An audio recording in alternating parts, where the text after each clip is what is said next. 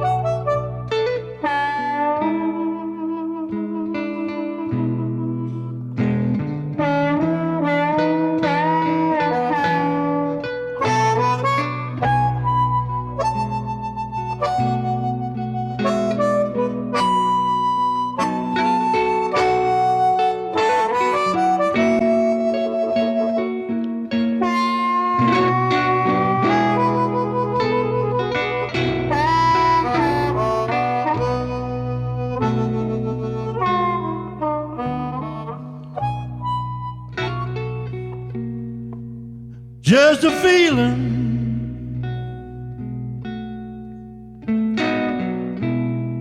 feeling I had on my mind.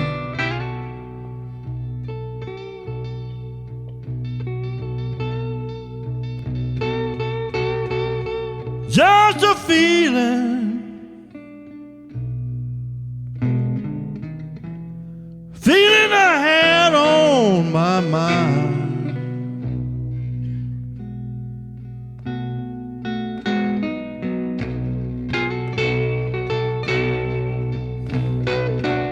Lay down dreaming,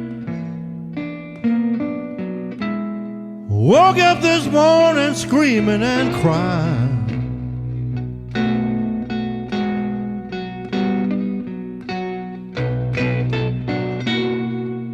Just a dream, dream I dreamed all last night.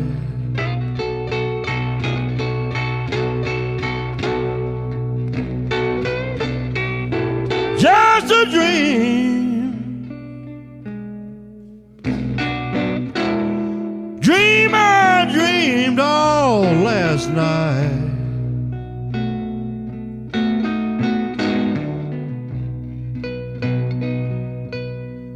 I do everything to try to please you, still I can't get it right. What kind of woman is this?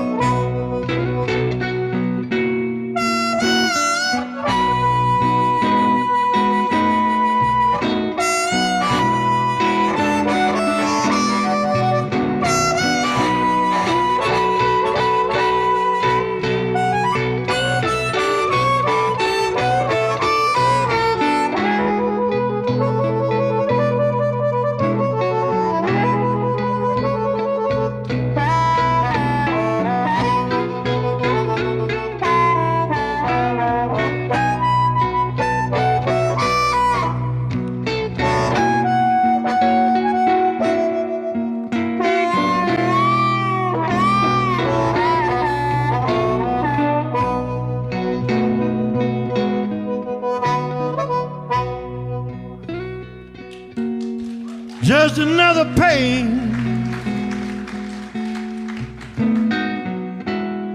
Pain I feel all day long.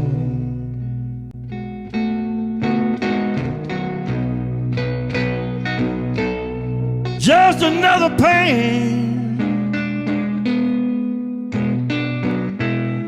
Pain I feel all day long.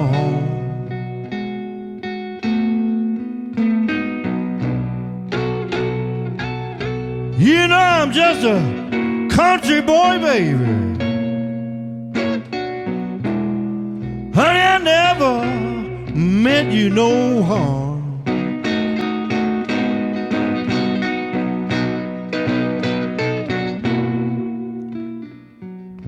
Blinding lights are falling. You know the pains are coming down again.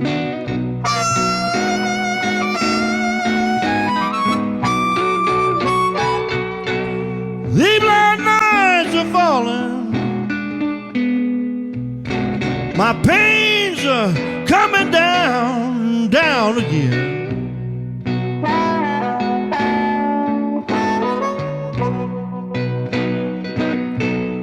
Well, the way you torture me, baby, honey, I know I can't win. I can't win, baby.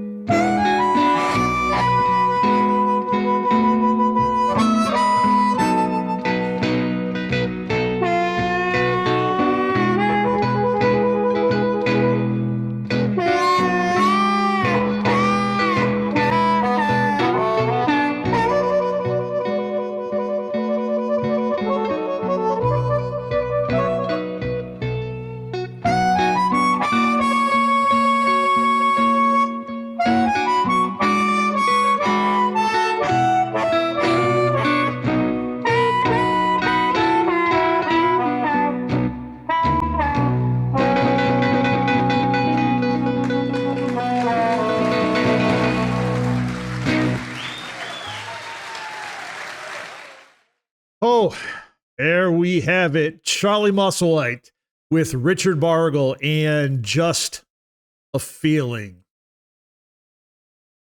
The guitar and the blues has always been so connected, and for a form of music that depends so much on emotion, it just kind of makes sense. But when you hear somebody like a Charlie Musselwhite play the harmonica like that, you're thinking that maybe, just maybe, this is the instrument that might be able to go toe to toe when it comes to expressing the emotion of a blues song.